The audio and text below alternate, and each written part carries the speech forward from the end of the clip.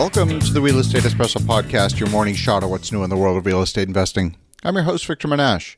On today's show, we're talking about housing affordability and, in particular, mobile home parks.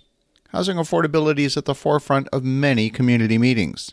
Three things stand in the way of affordable housing. Number one, the high cost of land. Number two, the high cost of construction. And number three, the cost of servicing the land with the infrastructure.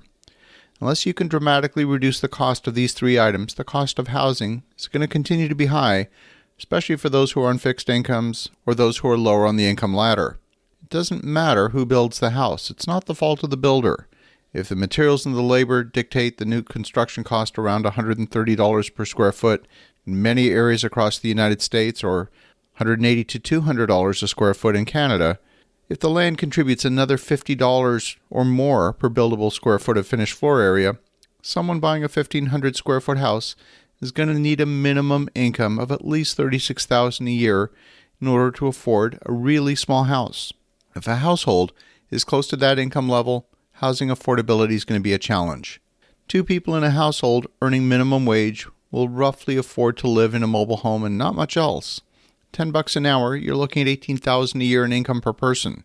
Very hard to make ends meet on such a low income. Now, we're not talking about a teenager living at home, working, say, at McDonald's part-time for a bit of pocket change. When you have independent adults in minimum wage jobs, they quickly become the working poor. On today's show, we're taking a look at mobile home parks. And today, about 10% of U.S. households live in mobile home parks. That represents about 20 million homes.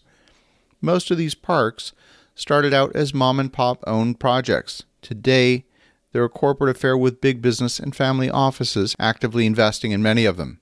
Mobile homes provide the largest inventory of unsubsidized affordable housing in the nation. Many began as RV parks in the 1960s and 70s.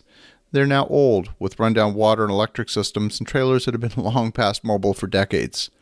And as a park owner, a profit's in the lot rent, not the structures. And their prevalence varies widely by state. Some states like Colorado have a lot of them. More than 100,000 people live in more than 900 parks across the state of Colorado.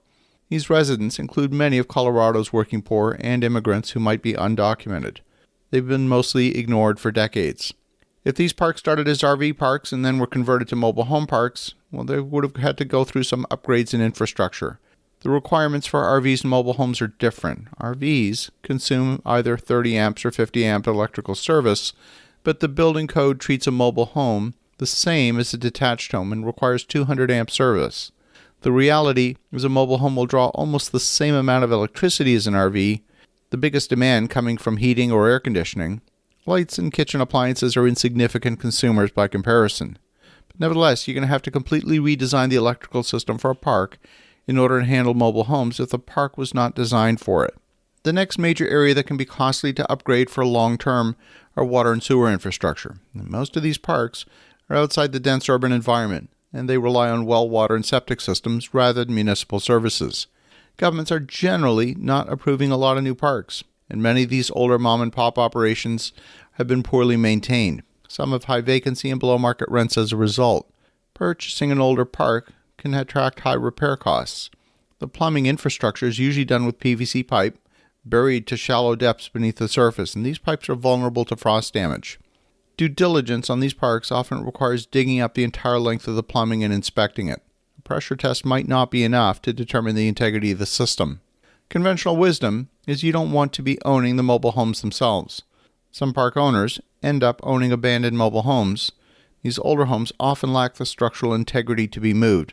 It's less expensive to perform a modest renovation and rent them out as a low-cost turnkey rental rather than move them or demolish them. The cost of housing in a mobile home park is very low. You can buy a brand new mobile home, or as they're called today, manufactured home, for anywhere around $140,000 and up. You can buy used ones for much less, and I've seen them in the open market around $40,000. So why are these assets attractive to institutional investors? The largest cost of operating a park like this is the staff. If the park is small, let's say 50 units, there's not enough income to pay for the staff to operate it. These only work as owner-operated parks, but a large park with 200 units and up would be a good candidate for the institutional investor.